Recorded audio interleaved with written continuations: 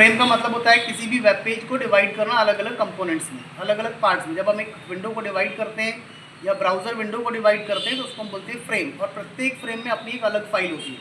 तो मैंने सबसे पहले HTML लिखा, यहाँ पर टैग बनाया, फिर मैंने यहाँ पर हेड टैग बनाया। हेड टैग बनाने का टाइटल टैग आ गया, यहाँ पर लिख दिया हमने एग्जाम्पल ऑफ फ्रेम। तो ये हमको क्या आएगा, जो टाइटल बार आएगा ब्राउज़र का, उस ब्राउज़र के ऊपर हमको दिखाई देगा एग्जाम्पल ऑफ फ्रेम। यहाँ से मैंने टाइटल टैग को क्लोज कर दिया है।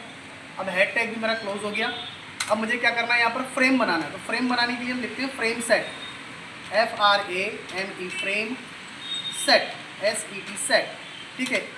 अब हमें क्या करना है, यदि फ्रेम को हॉरिजेंटल बनाना है, मतलब आपकी ब्राउज़र विंडो हॉरिजेंटली कट जाए, तो उसके लिए हम लिखेंगे रोज़, ROWS, रोज़ लिखा। ठीक है। मुझे अगर 2 पार्ट में डिवाइड करना तो 50% 50%, अगर ज़्यादा में डिवाइड करना, सपोज 3 पार्ट में डिवाइड करना, डबल कोट लगा दिया मैंने बोला 33%, देखिए 100% की विंडो होती है तो 33% लिखा, फिर 30 कॉमा लगाया 33%, उसके बाद कितना हो गया 34% हमारे पास बचा है, कॉमा 34%, ये लिख दिया, तो हो गया टोटल 100%। यहाँ से हम क्या करेंगे, फ्रेम सेट टैग को बंद करेंगे, मतलब आपका क्लोजिंग वाला हो जाएगा। अब हमको क्या करना पड़ेगा, हमने जो बोला है कि हमारी जो ब्राउज़र विंडो है वो 3 पार्ट्स में डिवाइड होगी, हॉरिजॉन्टली 3 पार्ट में डिवाइड होगी, तो तीनों पार्ट के लिए 3 अलग अलग फाइल लगेगी हमारे पास। तो वो फाइल हमारे पास पहले से बनी हुई होनी चाहिए। मैंने डेस्कटॉप पर, यहाँ पर देखिए डेस्कटॉप पर 3 फाइल बना करके रखी है, एक OL नाम से बनाई है, एक UL नाम से बनाई है और एक इमेज नाम से। तो तीनों फाइल को मैं अपने फ्रेम पर कॉल करना चाहूँगा, तो मुझे क्या करना पड़ेगा, यहाँ पर फ्रेम SRC टैग का यूज़ करना पड़ेगा। देखा frame SRC equal to, double quote लगाएंगे, जो फाइल हम कॉल करना चाहते हैं उस फाइल का नाम देंगे। तो पहले वाली फाइल हमारी किस नाम से बनी हुई है, यहाँ पर जिसको हम कॉल करना चाहते हैं OL, तो लिखा OL.HTML, एक्सटेंशन के साथ आपको लिखनी होगी, तो यहाँ पर लिख दिया मैंने, ये बंद कर दिया। सेकंड वाली फाइल चाहिए मुझे, तो लिखा frame SRC equal to, double quote लगा दिया, यहाँ पर मैं लिखा UL.HTML, ये फाइल हो गई हमारे पास, डबल कोट हम कर दिए बंद, यहाँ से एंगुलर ब्रैकेट भी क्लोज हो गया। क्योंकि 3 फ्रेम में बांटा है इसलिए तीसरा वाला भी लिखना पड़ेगा आपको, यहाँ से frame SRC equal to, next वाली फाइल का नाम क्या था हमारे पास, image dot HTML, double quote बंद कर दिया हमने यहाँ से और ये बंद कर दिया।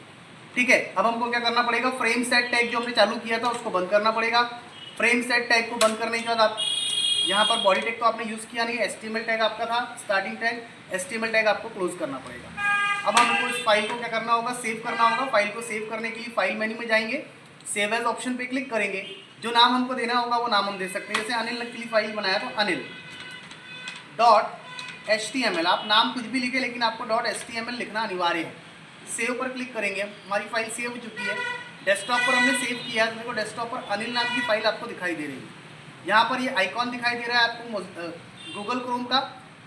आपके कंप्यूटर का जो डिफ़ॉल्ट वेब ब्राउज़र था वो गूगल क्रोम था, इसलिए गूगल क्रोम का आइकॉन दिखाई दे रहा है। अगर आपके कंप्यूटर का default web browser Microsoft Edge होता तो ये दिखाता, मोजिला फायरफॉक्स होता तो उसके आइकॉन में सेव होती है फाइल। ठीक है। .HTML से सेव करने के बाद अब हमको इस फाइल को एग्जीक्यूट करना है, रन करना है। तो रन करने के लिए हम क्या करेंगे, इस आइकॉन पर डबल क्लिक करेंगे। तो डबल क्लिक किया मैंने तो मुझे 3 फाइल्स दिखाई दे रही, 3 फ्रेम बन गए हमारे पास। पहले वाले फ्रेम में ऑर्डर्ड लिस्ट, दूसरे वाले फ्रेम में अनऑर्डर्ड लिस्ट और तीसरे में इमेज फाइल दिखाया था। तो इमेज फाइल का आइकॉन दिखा रहा है, इमेज फाइल को शो नहीं कर रहा है यहाँ पर। ठीक है। तो इस प्रकार हमारे 3 फ्रेम बन चुके हैं। सपोज दैट मैं ये हॉरिजॉन्टली रोज़ के फॉर्म में डिवाइड किया है, मैं इनको वर्टिकली डिवाइड करना चाहूँ तो मुझे क्या करना पड़ेगा, अपनी फाइल में एक जगह परिवर्तन करना पड़ेगा। क्या परिवर्तन करेंगे, हमने लिखा था frameset rows equal to, rows की जगह हम क्या कर देंगे, यहाँ पर कॉल्स कर देंगे। कॉलम के लिए COLS लिखेंगे, COLS, कॉल्स मतलब कॉलम्स। फाइल को एक बार सेव कर लेते हैं हम यहाँ से, ये सेव हो गई हमारी फाइल, मिनिमाइज कर लिया हमने।